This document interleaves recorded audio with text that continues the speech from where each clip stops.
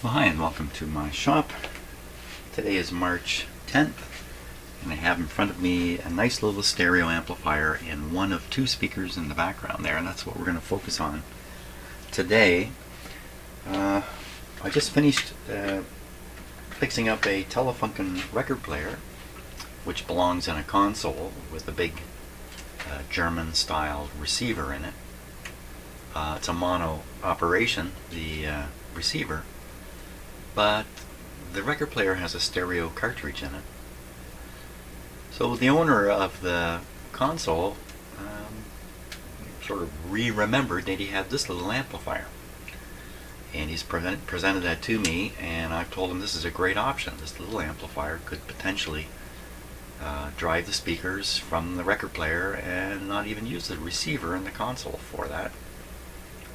And he's interested in that idea because stereo would be nice. He's got these two nice speakers. Like I said, only one is on my bench, but he's got two of these. And so my job is to check this out, see if it's going to work. Great. Now this is a Monarch SA-614 amplifier, fairly common, but not a lot known about it. No schematic. I couldn't find any schematic, just people complaining about there being no schematic. It's just going to be a straightforward amplifier, I'm pretty sure. And my guess is it's all original, and I would also guess that if we turned it on, it would work. Well, we're not going to jump right into turning it on right away. I think what we'll do is we'll open up the cabinet, take a look inside, just see what the state of affairs are with it.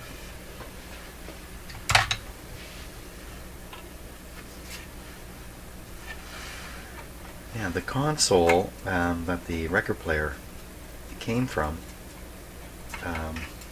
is one of these that I would call stereo ready, where the unit itself is mono. It only has one set of speakers.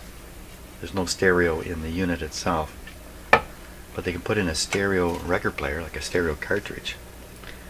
And in this case, they ran two of the cartridge, or one channel of the cartridge output, just to a terminal on the back of the console, nowhere else,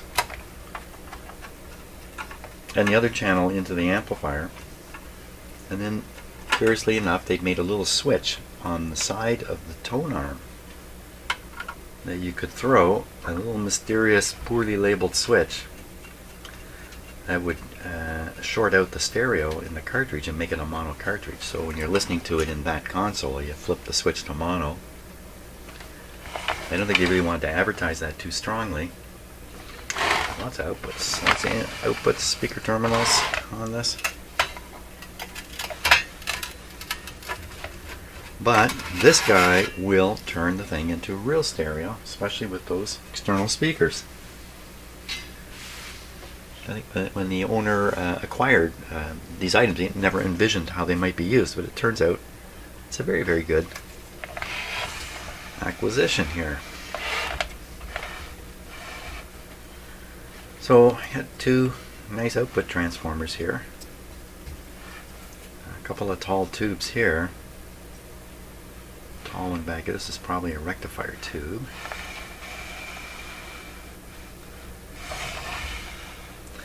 I read that some of these were kits. This does not look like a kit to me. It just looks like a professional build. There's also apparently many of these out there with different names. So this one is marketed as a Monarch, but apparently there's others out there. Let's take the bottom panel off.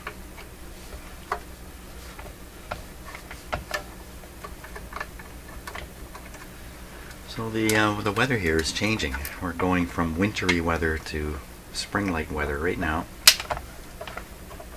I think tonight overnight the temperature will stay above freezing, and that's a sign of a melt-off coming. Today is going to be, I think, 10 degrees. Tomorrow similar, I think. So my cats are getting anxious. They're looking outside. They see the warm sun. They want to go out. We all want to go out. Bottom plate here. Lovely.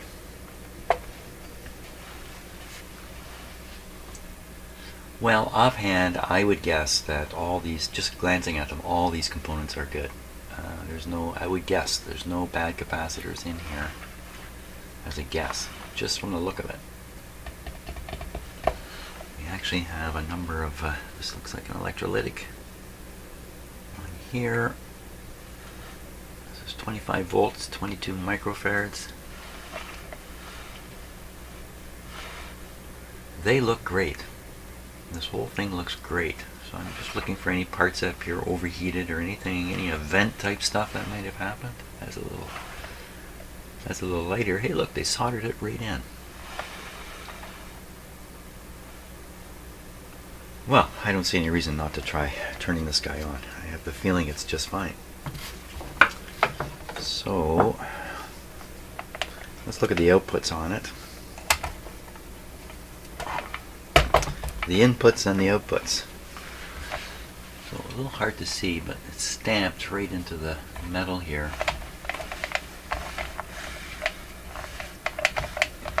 Looks like.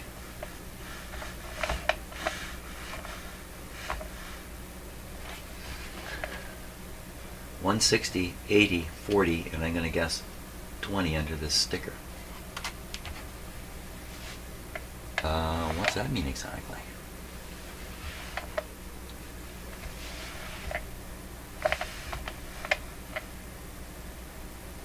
So if this is a stereo unit, it's got to have a left and a right. Channel A, channel B. Okay, channel A, channel B. Why the 80? So you must go. This must be common, and you pick there, there, or there. That must be the way this is working. And what is there, there, and there? 40, 80, 160? What's that mean exactly? That can't be the resistance of the speakers, can it? You can't even see it in the camera. These numbers are stamped in down here.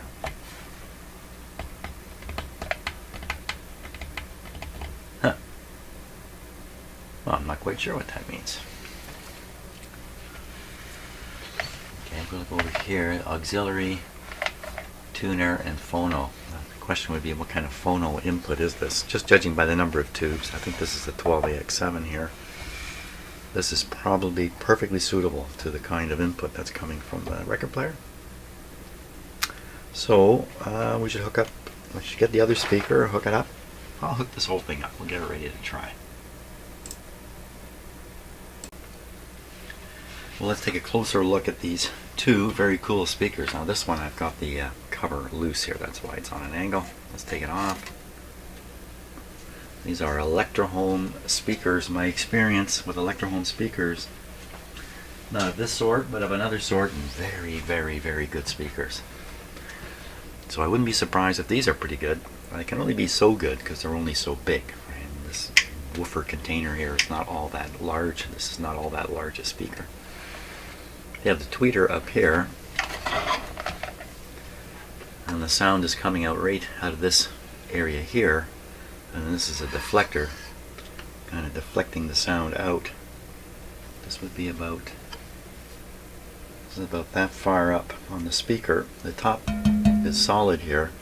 There's really no sound coming out the top. They're trying to deflect it as much as possible. I guess the deflector would deflect some of the sound from here to the higher frequencies more than the lower frequencies. These things could get a little loose. They are not. Very good. Very simple, just a two-part speaker. There's probably a crossover inside here. Probably. You put the cover back on.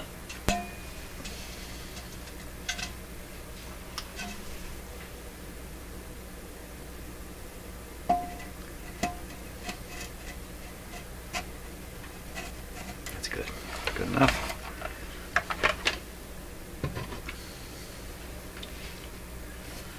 Okay, I'll carry on getting these hooked up. Okay, got the speakers hooked up. I picked the number 20 or 40, I think this is 40 here. Not really knowing what it means, but that's okay. Now, swing this around. for a signal source, I'm going to use my audio source here. Got it hooked up to this. This will go into an input. And to power this whole thing,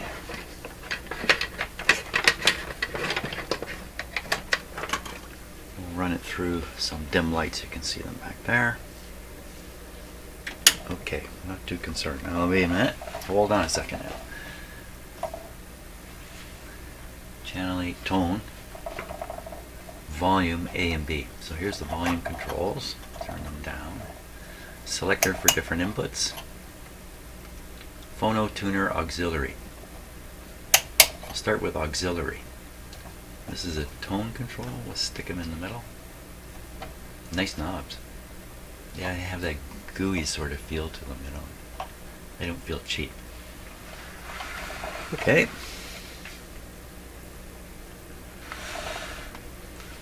We're ready to apply power. Oh, on-off switch. I better figure that out. So there's an on-off light here. There's the on-off switch here, I think. Power, yep. I'll switch it off. Normal and inverse. Okay, so that's a little strange. Mono and stereo. It's over in stereo right now. Okay, no input signal. Should be nothing coming out of it. Power on. Nothing should happen. We have 120 volts here today. I'll make it a little less. 116, 117. Not that it really makes any difference. Now I'm going to turn the power off, turn the switch on. So we know the off-on switch at least turns things off. Does it turn things on? So watch the lights, camera action.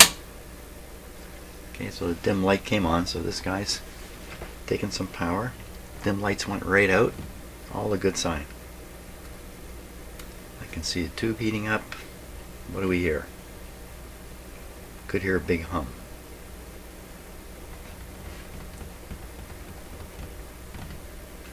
Don't hear hum. Don't hear a thing, which is actually a very good sign. Okay, either it's not working at all or it works great. Put this on normal. Okay, we'll turn some controls, see if we can get some crackling or something coming out of the volume. Oh! Okay, dirty volume control.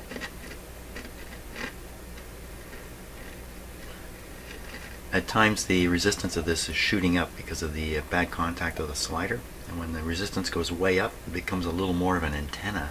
It starts picking up hums. You can hear it come out of the... There. This one now? Yep, it's the speaker here.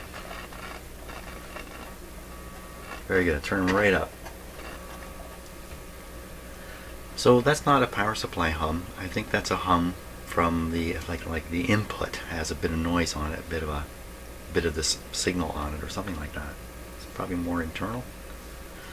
Very good. That's good. Okay, I'll keep it up a little bit now. No noises. You know, this is the one knob that's really gooey. Yeah, only one. Okay, well, looks to me like it's working. Let's volume it down. We'll stick in our sound source now. It's a somewhat uncontrolled level here, coming out of my signal generator. We're going to put it in the auxiliary. That's this one here. Okay, we are in. Now I don't know for sure there's a signal coming out of this. This is a little bit intermittent now and then.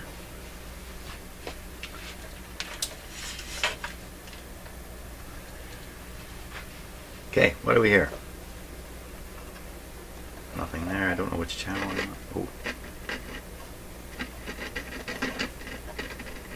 Okay, turn both up a little bit. B scale, roughly 1000. There it is. Okay. other channel. Okay, we'll move the input.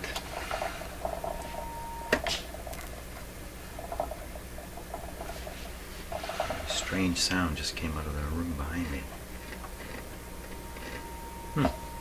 Why so quiet? Oh, okay, cross. A little bit of cross modulation there. Okay. So we're in. I've got these. This is this. Got these crossed. This is this. Turn this down. Turn this up.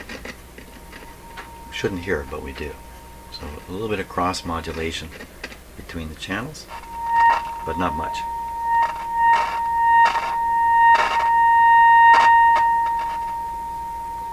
Very good.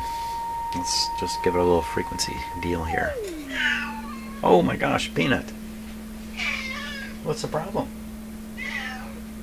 Well, you know, I know what the problem is. It's a beautiful day outside as far as he's concerned. Why can I not go out?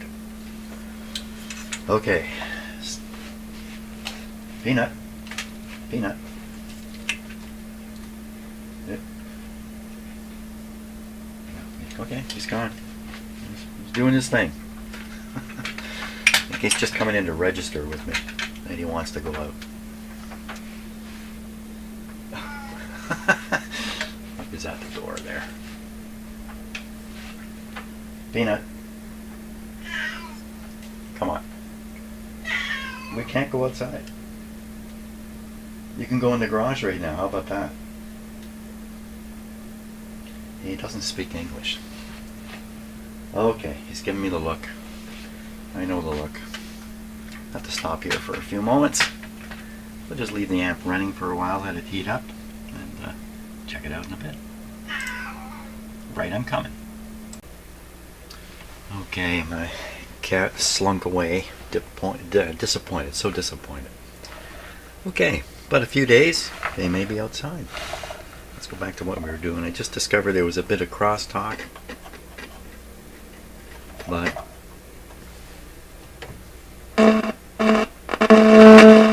ooh.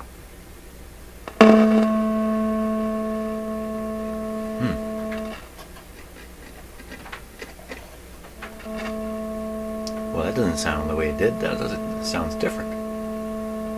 That should be a nice tone. That's no nice tone.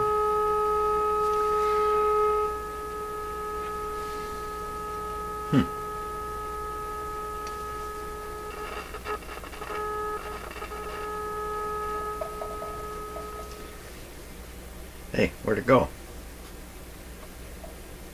It just quit. Really? It just quit right now? No, you know what it is? It's my supply. Yeah.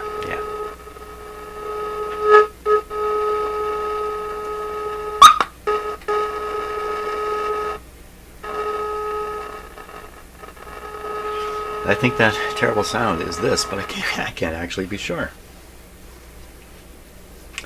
I'm going to put something into this that's a little more certain than this guy here. He's problematic. Let me get a different source here. Okay, before I go too much further, I should do a little safety check of the voltage on the chassis of this guy here. It's plugged into an isolated system right now, so any measurement I make to the chassis is kind of questionable. I really have to plug it into a regular outlet, and you can measure on this meter what kind of voltage is appearing. So I think I'm going to do that. I'm going to pull it out of here. The only other thing connected to this right now is nothing but the speaker, which is okay. No other grounds on it, that's what I'm getting at. So I'm going to plug it into a regular outlet, as regular as they are in my shop. Okay, I can see the units on. And I'll make a measurement here. This is AC volts, 50 volts full scale. Nothing really showing up there of any too much concern, but let's flip the plug around in the outlet. It's unpolarized, and try it the other way.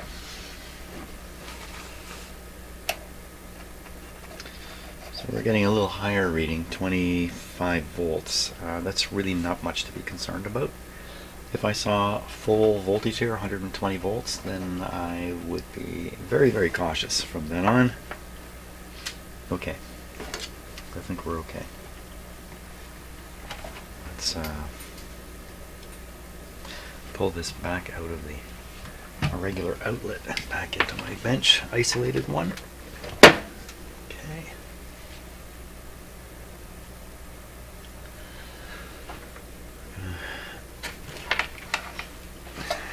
Connect the signal generator, different signal generator.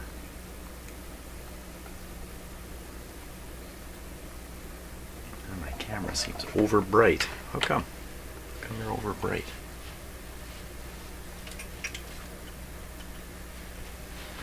This signal generator here to set it to some audio frequencies. That's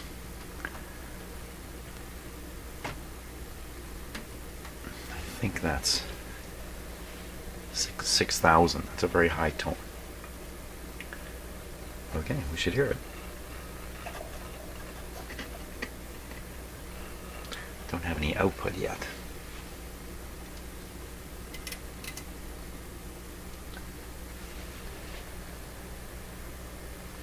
How about we need to plug it in? Yeah, I unplugged it. Okay, down on the output. And we're going into, still working with just the, staying away from the phono for now is what I'm doing. So we're on auxiliary. One channel. Okay, that's no problem.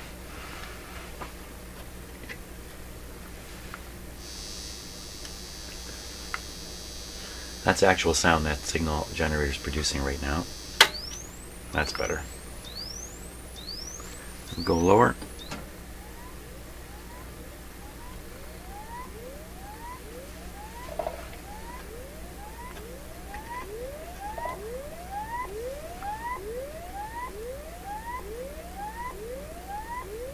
Okay, we'll switch. Set this like that. Set this one the same. Move the input, see if we get the same volume level. Ooh. Well, okay, so the answer is no, we do not get the same volume level. Okay, let's go back to the weak one.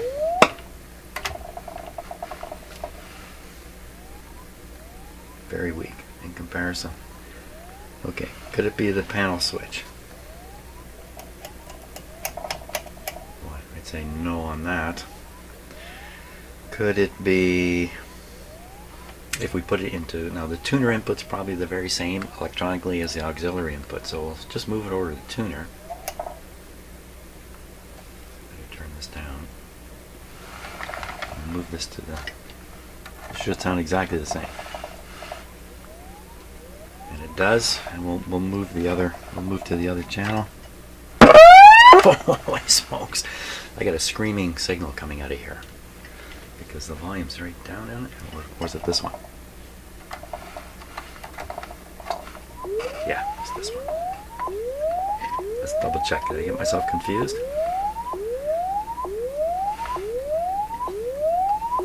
One channel. And now this one seems louder. Okay, I think I'm just confusing the deal here. Is that right, Shadow? Keep your eye on me there, Shadow. Okay, let's do this again. Because I must have booted it up. We'll start on the auxiliary, one channel. Oh. Huh. Okay. Same channel. Oh. Auxiliary. Okay. I think if there's more than one control, there's a good chance I'm going to get it wrong. Yeah, that's straight up.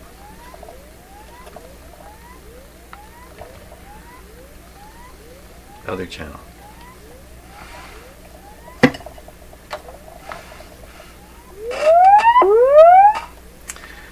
Clearly something going on with auxiliary. Okay, back to tuner now. Tuner.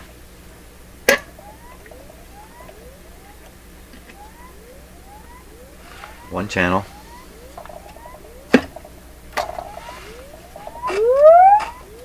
Same response. One channel strong, one channel weak.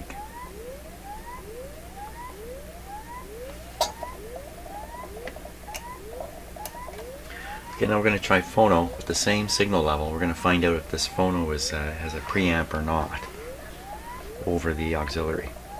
Okay, we'll go into one here. Go to phono.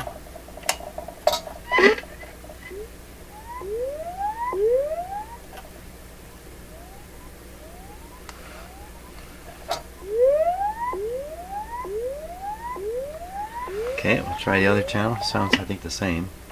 Upper channel, this would be the weak channel. No.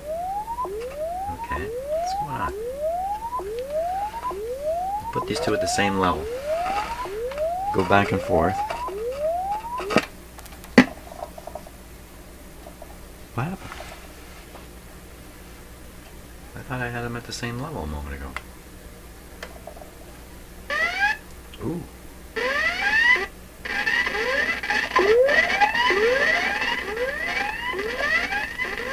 Okay. Okay, before we go any further, I'm going to clean all these controls because it looks like the tone control is zapping.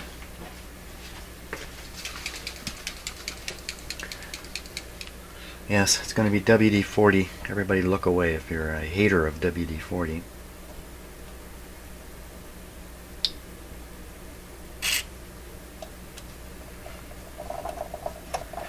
Get this control loosened up a little bit too.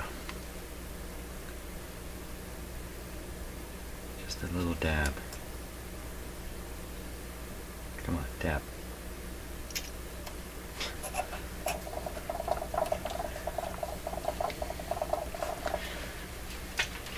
In case you're not familiar with this kind of thing, all I'm doing is spraying a wee bit of oil down through this opening here. Ooh, that's just a wee bit more than a wee bit.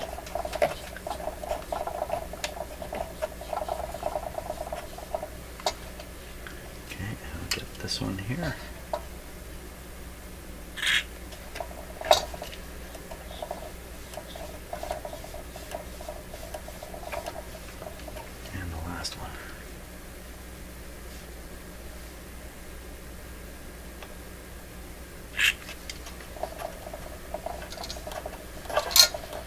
That might stop the wonkiness from the weird results here.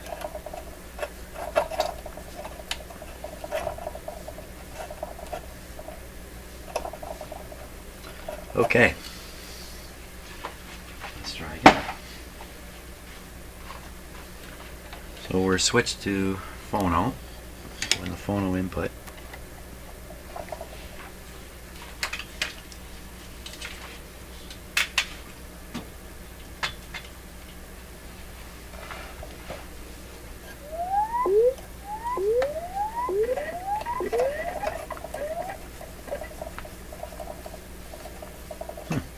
You like that?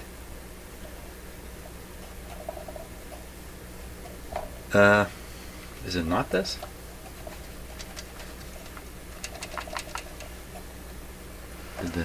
What happened? Oh, did my signal generator just decide now's the time to quit? Doesn't seem to be. Oh, wrong signal generator. No, this signal generator I'm using doesn't quit. What happened? Where'd you go? I hear it.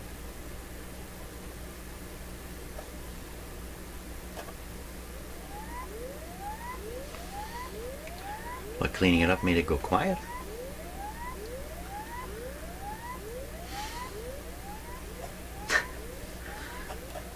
Or did I change the output?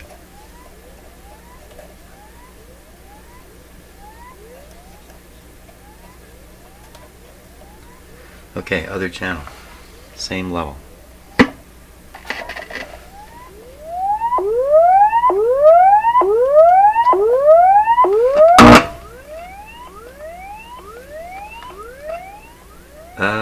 What was that?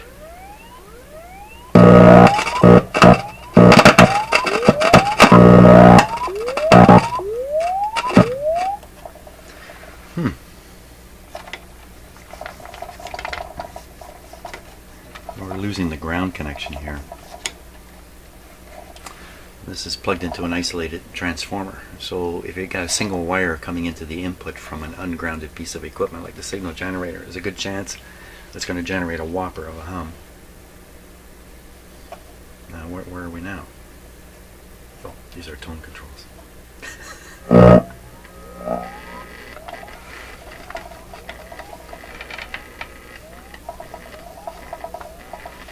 It seems like it's just getting more and more trouble as we go here. Let me go to the other channel again. There's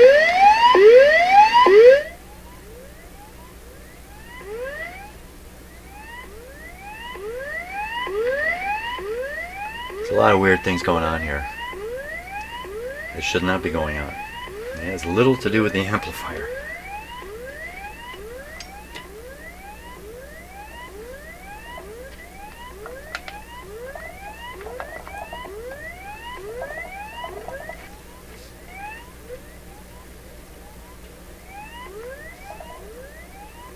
Loose tube.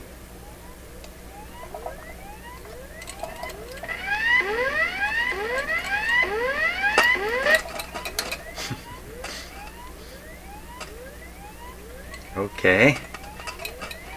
Whole series of things. Now what's what? So I think that's a rectifier tube. I think these are the two output tubes. This is the preamp tube here.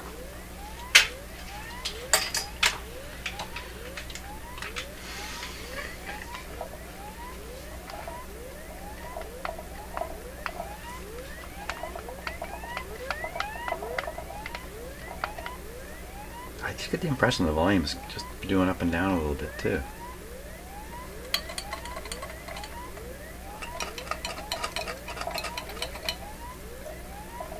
Alright, we go this one.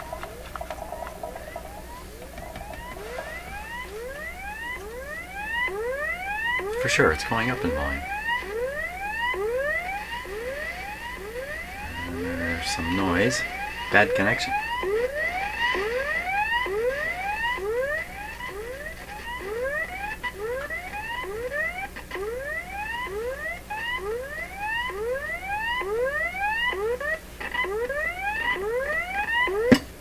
Other channel. What the heck?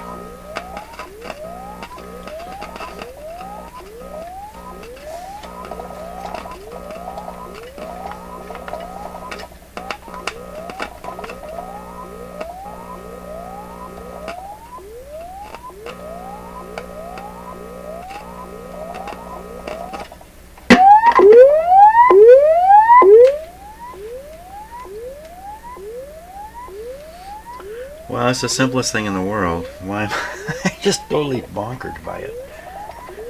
Okay, let's clear my head. Looks like this channel's fine. Okay.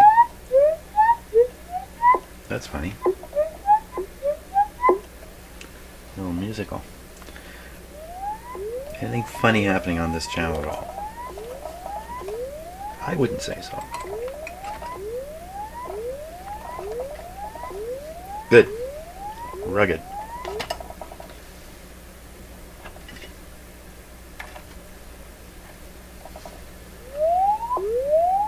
How's the other channel fine?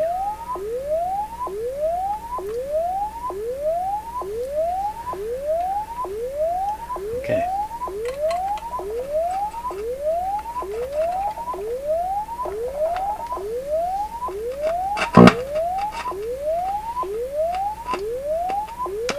Sounds like a bad ground in the terminal strip. It's kind of what it sounds like back in here.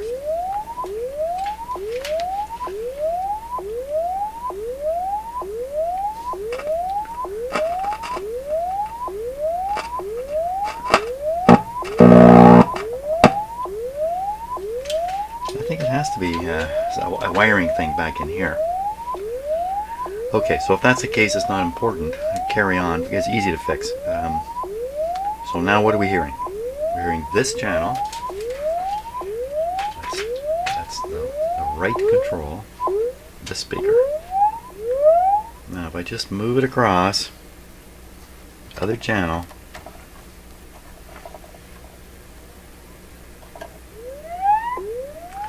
Perfect. Perfect. There's a mono stereo switch here. It's on stereo. Mono. Oh, I made the switches. Where'd it go? Where'd it go? How come you left? You were here a minute ago.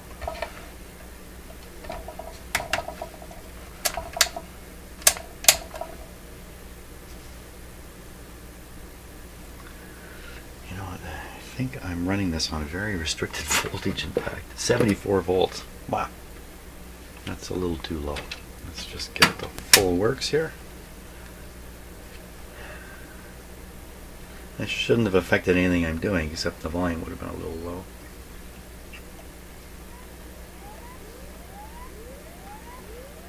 I'm normally getting loud volume here. After I moved this switch, everything went south.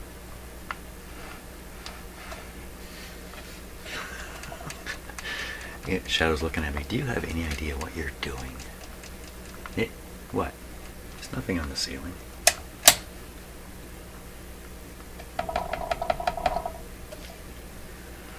Okay, took a while, but I finally got this to stop working.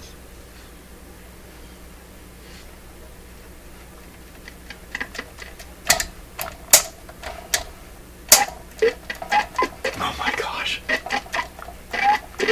You're kidding me, aren't you? Okay, stop again. Could have thought of this. Clean those switches. I'm going to clean the controls. Two switches are there. There's another one down here. That's the on-off one, though. Okay, same treatment, Mr.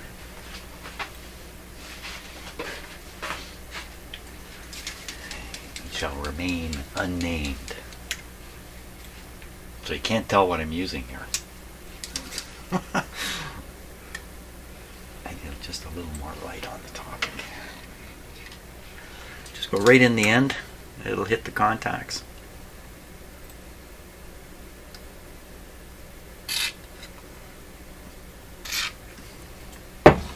Work on it.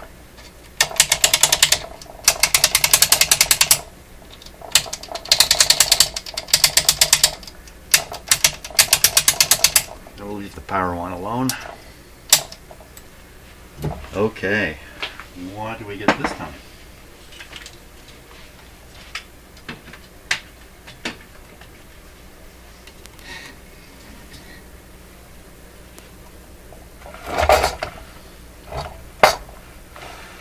Power on again.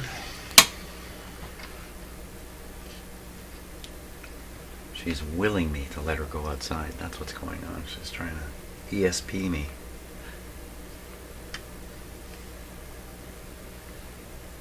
There we go. Okay. Do we get consistent behavior now? So this is one channel. That's the crosstalk on the other one.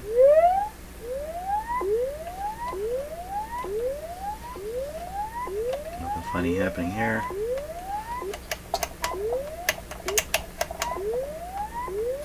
Very good. Now we'll set these the same. Switch to the other speaker. Hope we hear pretty much exactly the same thing.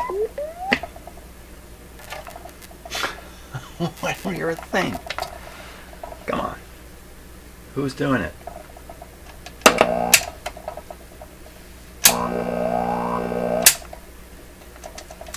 Mono and stereo. Why in mono is it ignoring that? Stereo, it hears it. This is that ground thing that's not quite right over here, I think. But if we leave it in a good state, volume wise, now we'll do the comparison. You hear it like that?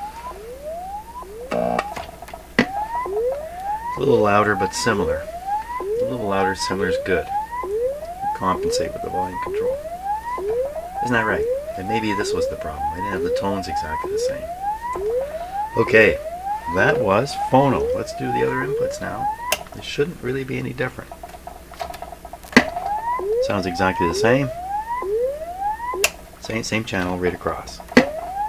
Exactly the same. So all three inputs are the same thing. This amp has nothing fancy going on in the phono input. Other channel now. Okay, it's a little lower in volume. Just turn it up a touch. It makes all the difference. Okay. Auxiliary.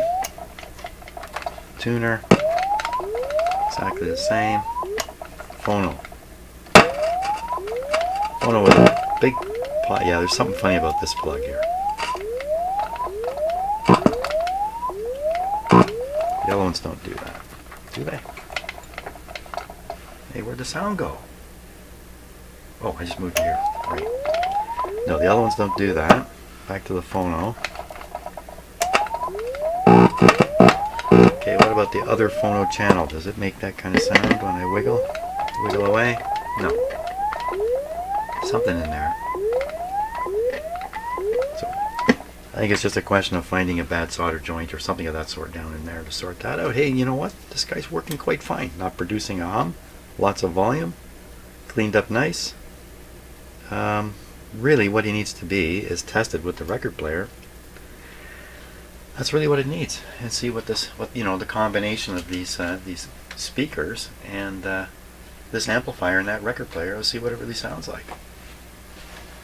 Great. You like that idea, Shadow? What do you think? What do you think?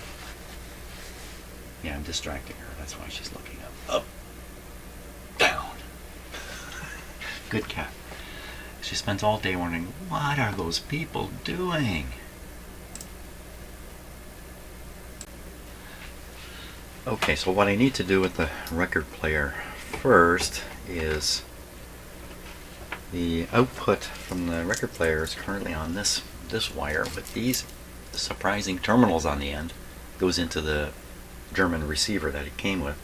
I'm going to remove this. I'm going to put this kind of cable in. This is the usual stuff. I'm going to solder this end in where the two left and right channel cables are right in here. It's really quite straightforward. I think it's just up onto this terminal here. And then this will come out and go in the back of the little amplifier.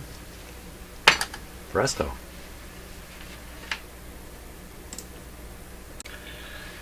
Okay, so I've installed a new cable up into here. Stereo. Excellent.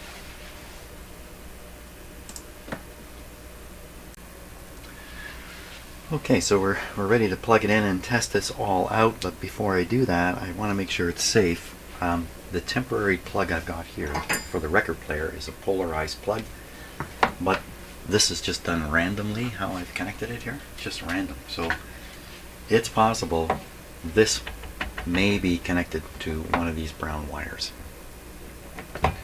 So that means it's possible to plug this in wrong, get 120 volts sitting right here. And I've already tested the amplifier. It's back here. I can hardly see it. Checked it with a voltmeter, flipped the plug around. Seems okay. But I think I'm going to want to plug both these items into a regular wall outlet, get out a voltmeter, and check it. Just have some positive evidence that there's no voltage between it. Who took my voltmeter? Who's taken my voltmeter? The voltmeter I want to use is my multimeter because it's not plugged in the wall. It's not grounded. And someone, clearly one of the cats, has stolen my voltmeter. Oh, I'm going to have to go have a talk with the cats here. Okay, so we're just going to do a series of tests here. First, I'm going to plug in the turntable into a regular outlet. There we go. Hey, what are you doing? You're playing already. It will think there's no record here. Shut itself off. It's still running at 45. Is there a voltage? So I'm on 200 volts AC here. I'll put one lead onto something grounded. Just anywhere.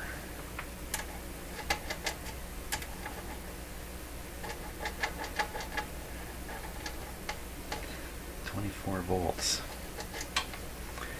Now I cannot reverse the plug, but what I can do is reverse the wire connections here. So I'm going to do that. Let me pull it out first. Son of a gun. How do needles get ripped off of record players? Stuff like that. Wow, lucky. Unplugged.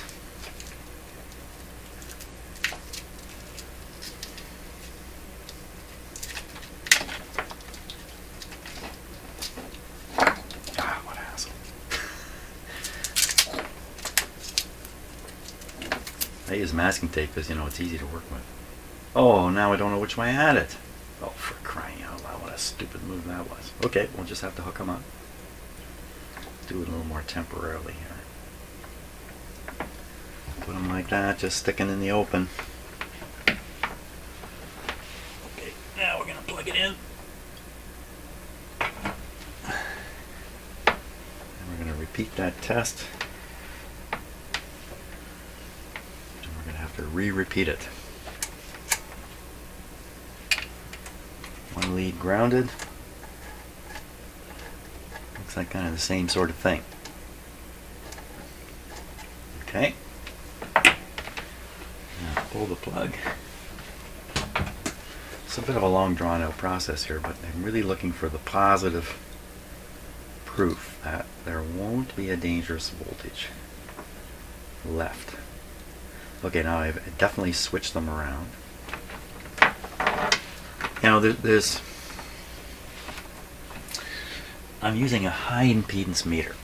It's likely to show readings when there's virtually nothing there, in the sense that you can't draw any current. So it could be some inductive thing going on or some capacitive thing going on here, getting these readings.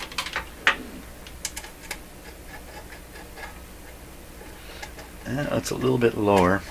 So, but it's nowhere near. These two readings are nowhere near adding up to 120. I think that indicates that there's really no concern with which way you plug this in and you touch this. That's what I'm left with. Now we need to compare against this as to plug it in. Again, I have to plug it into a regular outlet. It's a non-polarized plug, so we'll do it this way and that way. And I'm just making sure there's no contact between this and this. There's no contact. I mean, I haven't plugged these in. Nothing is in contact. Okay, so just go in one way. There we go. Get my voltmeter. First, we'll repeat the chassis to ground test. The unit is on right now. 34 that way. I'm going to rotate the plug.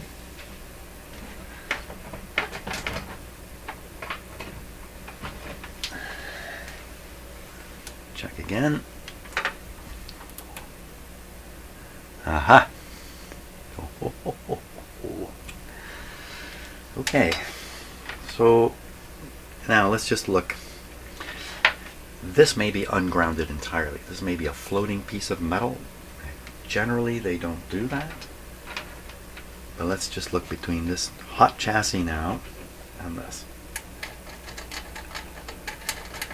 So we're getting kind of like a halfway measurement here. I'm going to reverse the plug. So the 120 volts there isn't necessarily the kind of voltage that... Oh, for God's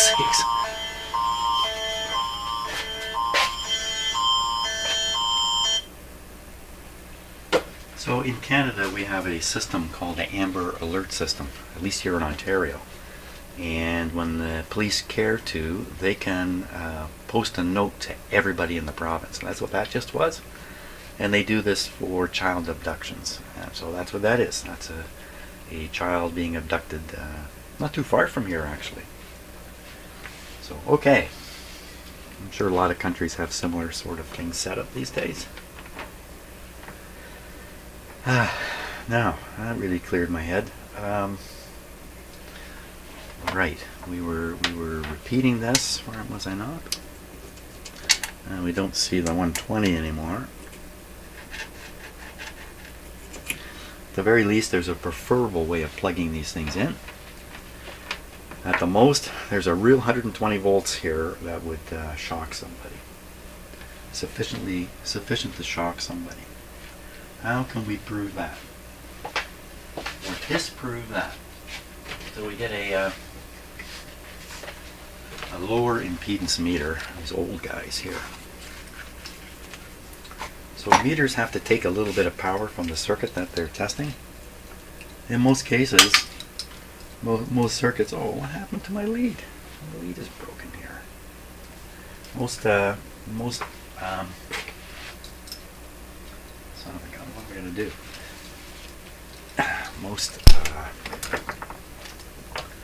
Fix this later. And I forgot what I was saying. Most something. You'll have to finish that thought yourself, because I can't. Okay. Right, meters draw a little bit of current. This meter draws almost nothing.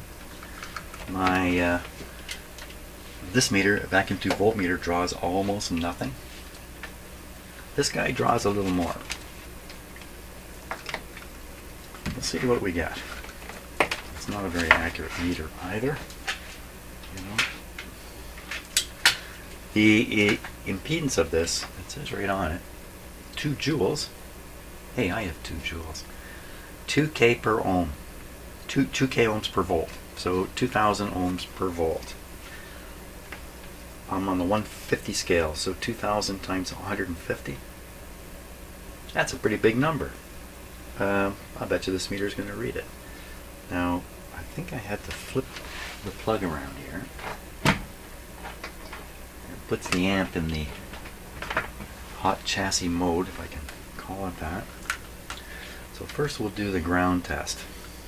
A piece of wire here. I'm trying to not become part of the circuit. 150 AC. Why did the meter went backwards? What am I seeing there? So it's coming up a little wee bit. You'll lower the impedance of the meter by setting it to a lower scale. So now it's 15 times 2,000. This is not a very high resistance for a meter. We'll see if it moves it at all. Oh, you can't see it in here. Okay, if you didn't see the last one, it just moved a little wee bit.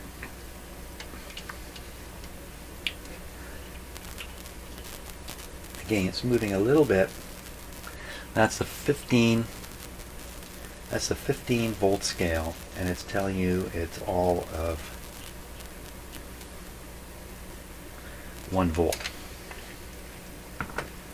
Now repeat exactly the same measurement, only using the digital meter.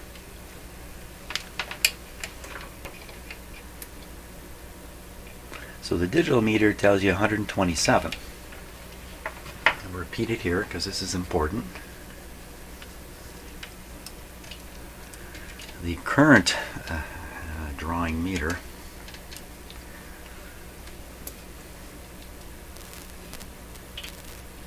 and you can see it's just so how much power does it take to lift the needle on a voltmeter? Next to nothing. So that's pretty clear proof that if you have this plugged together with the audio cable, the grounds will be joined. It doesn't matter which way you flip the plug, all will be well. In fact, once this is plugged in, it's a little hard to see how you get a voltage unless this isn't grounded. Well, we'll figure this out as we go. So I think I should be able to safely plug this in over here into the amplifier. Let me just move a few things around here a little bit. Whoa, whoa, whoa, whoa, whoa, hold the fort. Everybody stop moving, stop moving, stop moving. Pull this, stop that, pull this out. Oh my gosh, I left these bare wires out here. It's one of those temporary permanent situations. Okay, I gotta fix those wires a little bit, make them safer before I go on an early vacation here. Where did my oh so important tape go?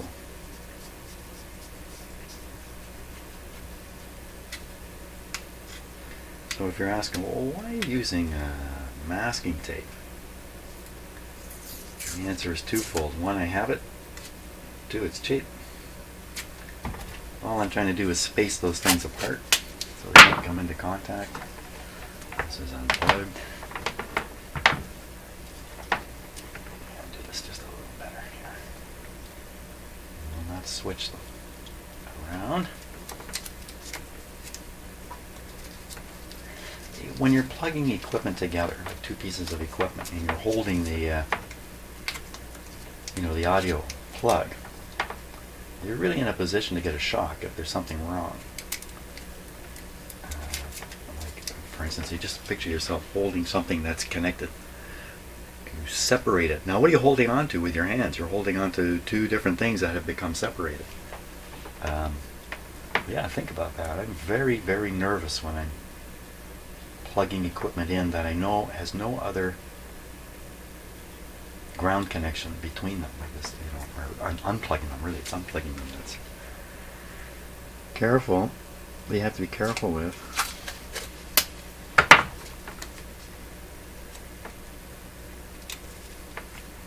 I think about the shocks I got as a kid. Man, I'm literally lucky to be alive. I was so reckless back then. Okay. If my parents had had any idea what I was doing, they would have gone through the roof. But they just didn't pay a lot of attention to all the wild stuff I was doing with television sets and yeah, really wild stuff I was doing. Which I'll have to talk about someday. I'm not right now.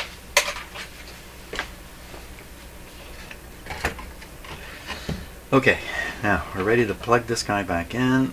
This guy's been plugged in and operating the whole time. So, plug these in. What order should we do it in? I think the safest order for me is to plug this into the amp and then plug this into the wall. And we'll see what happens. So we're going to put this in the volume's down. I'm going to go right in the phono. All inputs are the same on this though. Okay, no sparks flying, but then they can't. Nothing's plugged in on the record player yet. Okay, so quite certain nothing bad's going to happen, but that doesn't mean much sometimes. When I plug this in, if the video comes to a sudden end, you'll know I popped my house breaker, but the chances are like nil that would happen. But I'm closing my eyes. Okay, it's in. Nothing happened. Stabilize this so it's not wandering around my bench. Big chunk of iron. Good show. Let's take the poor voltmeter here. Out of there. Okay. So now the shield of the audio cable is tied to here, but we don't know for yes, we do know. I did see it. What am I saying? I did see it. The shield is definitely tied to here. There should be 0 volts between them. Okay, let's check. Let's just check. Let's check. Okay, so I've set this voltmeter. Did they put a rating in here? They didn't write it on here. They wouldn't tend to put ohms per volt on something like this. They would tend to just say the input impedance is 1 mega ohm or 10 mega ohms. I think it's probably 10 mega ohms. Okay, so is there any voltage now between these chassis that are connected together? What's that nonsense? What was all that nonsense? There should be a 0 there.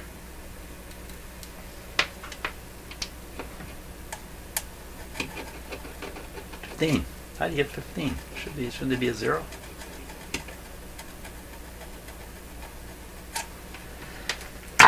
I'm going to reverse the plug on the amplifier once again. If the video stops. Here we go.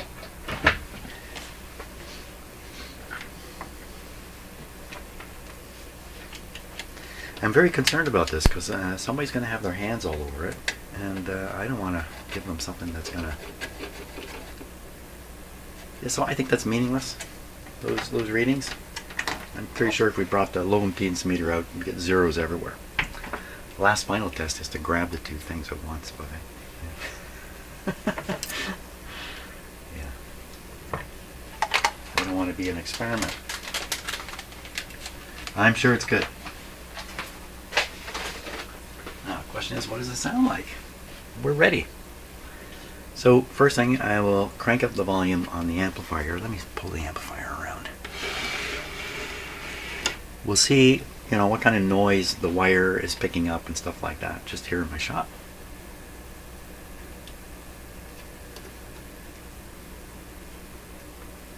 Okay, we're on phono. Holy smokes, is that quiet? There's nothing. Is there something wrong here? Something go wrong? Wow, that's quiet. Okay, well, no hum problem. Excellent. Wonder if it works. Okay, so we'll get the record turning. That's right, it had shut itself off, hadn't it? Well, let's let it go through the whole works here.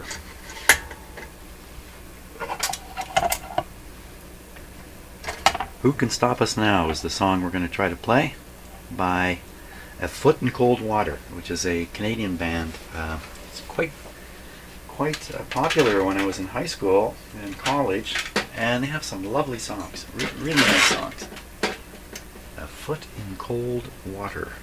We'll play it at 45 so I don't get any hassles from Mr. YouTube, because he has been giving me hassles this last couple of videos.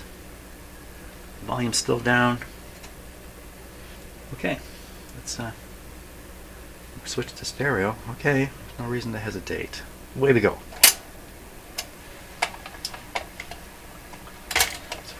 Volume up a little bit.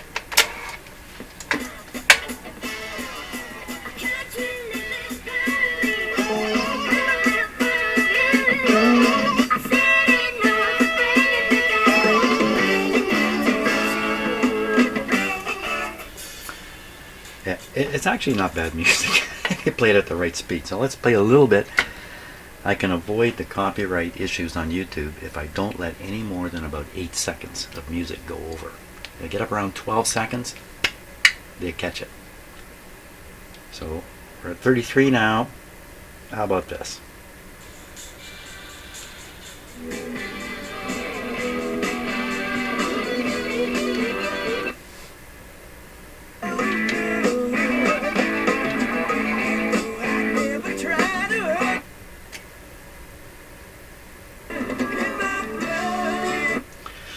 So let's see if we can get a little, like these speakers are lacking in bass. Let's see if we can boost it up. So, oh, there's only just this very simple tone controls. Those are probably treble cut tone controls. So they're not going to boost the bass at all. Turn it up full.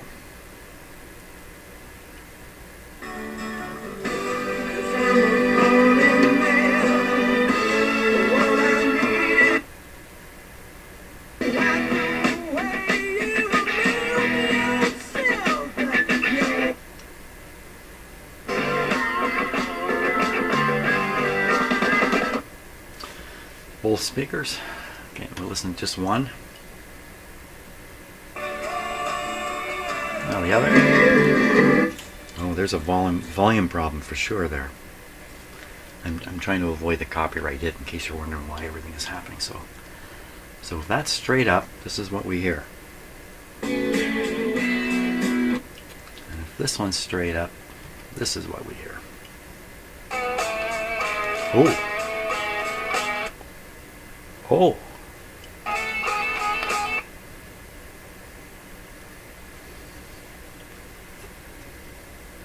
I'm owing because the tone is completely different.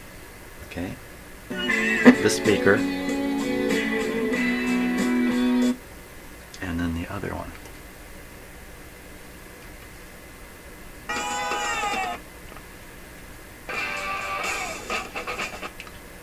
Oh my gosh, so I tested these speakers previously, both of them, ran audio through them, various pitches. They both sounded identical. They sure don't sound identical now.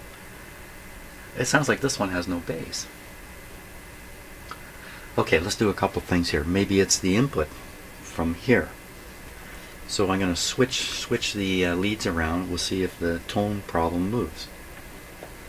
So I'm always hesitant when unplugging equipment. So I'll pull this one out.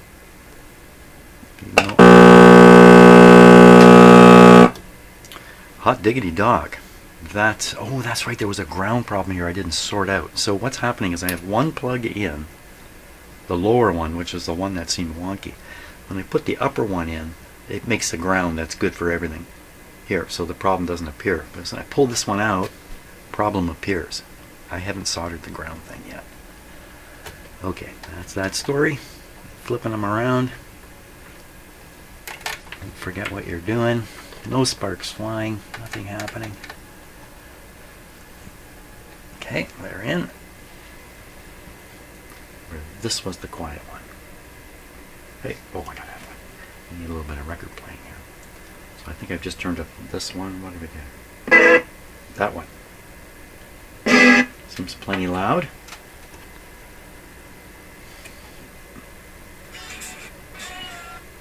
Wow. Doesn't that convince you that something's up? Something is up.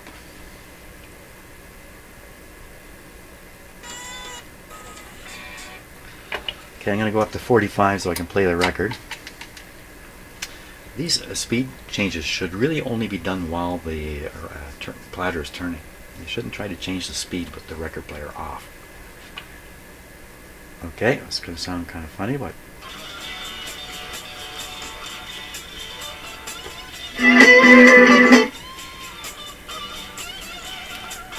Okay, so it could be something quite simple here. You know, as long as the guy doesn't sing, you can't even tell the music's fast. Nothing happening there. Okay, problem could be all over the place. Tubes? Hot tubes. Not very likely. Okay, could be cartridge not feeding the signal. This gets tricky from here. Dun dun, da da da. The easiest way to sort out where the sound is missing is probably by using an audio tracer. If I can get at the terminals, where are they? They're just right up in here. Yeah, so what we'll do is turn this guy down for now. I have a gizmo over here which we can use.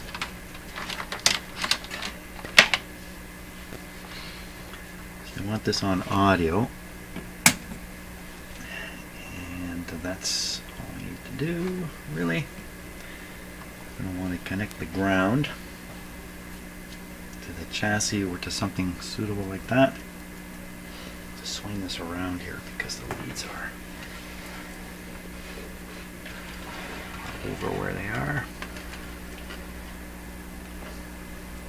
Okay.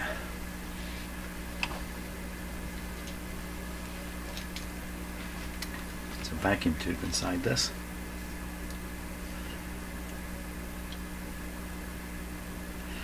So the owner of this has been kind enough to give me a couple of pieces of old test equipment that they had gotten through friends, and it means nothing to them. They gave me a signal generator and a signal tracer, something like what I'm about to use. So I know you're watching this video.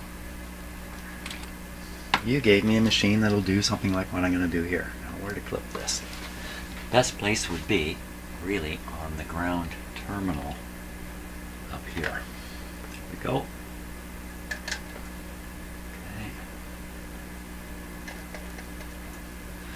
So basically, we're going to listen to the cartridge output using this. Still going at 45.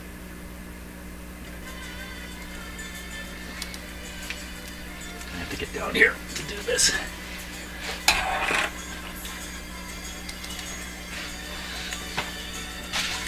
Okay, one channel.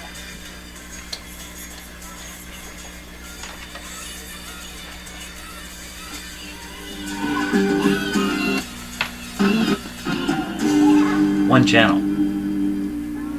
Oh, is it ending the song?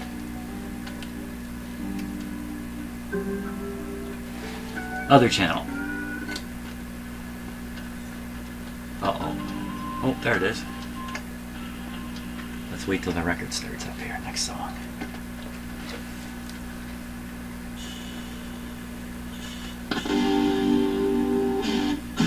One channel, other.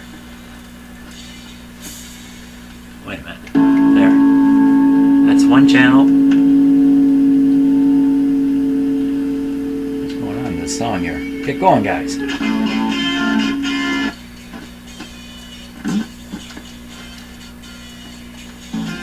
One channel.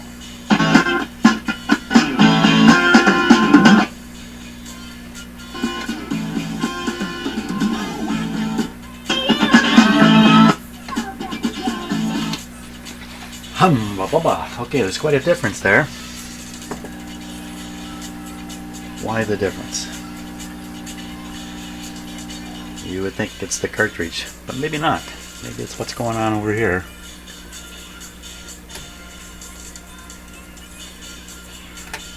So we're going to listen right on the end of here. What is coming out of these wires?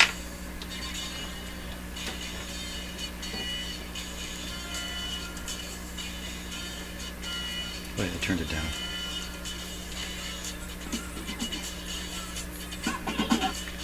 Sounds different. Turned up a little bit.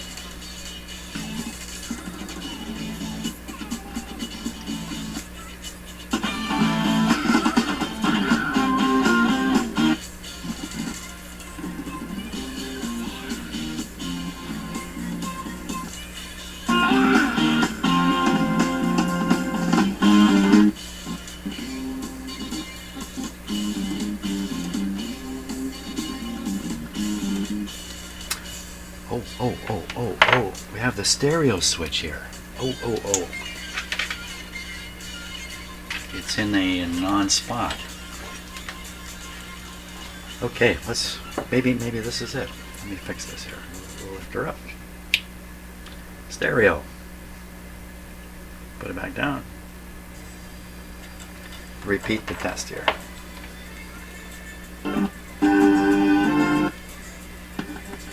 No, still quiet on the white.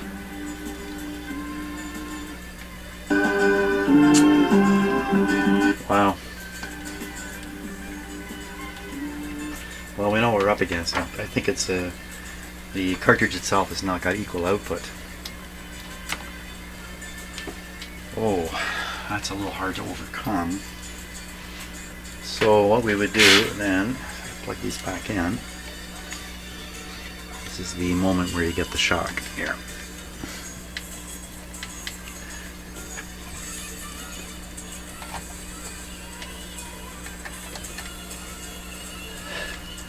Okay. Well, don't end the song now.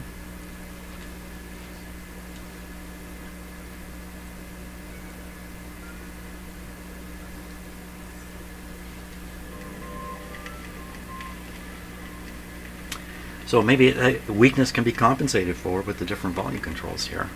I don't think so. It's how weak that is.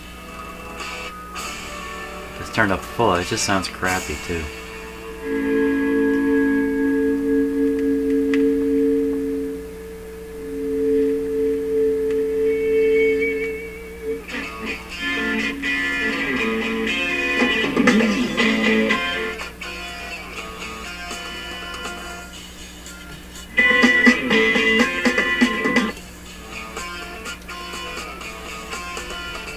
So what happens if we flip this to mono here? Still low.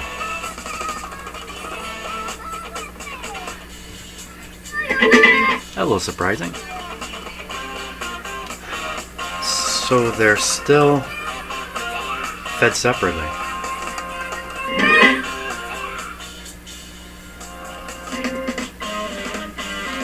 He says, I'm not really sure what I meant by that. Well, okay, can't be compensated for with the volume control. The problem here is too serious. So options would be, I can make it so the same, oh I can't, can I?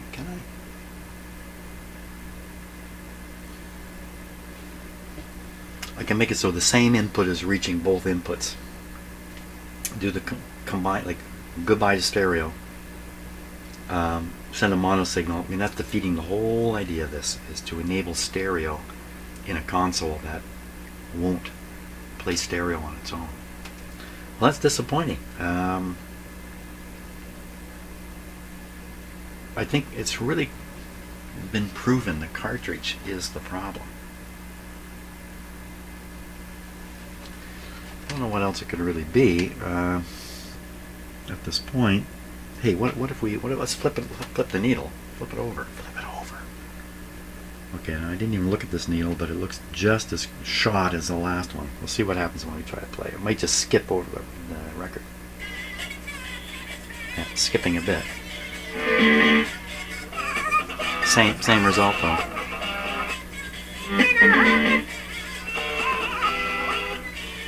Funny, the tone is so restricted.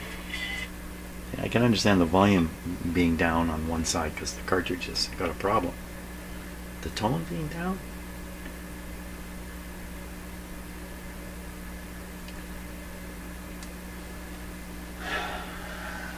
Okay, so possible fixes for this is to replace the cartridge with one that has balanced output. Not something I really want to do, but I think that's where we may be headed here. Okay, I'm going to stop for now and give lots of time to think about this whole thing.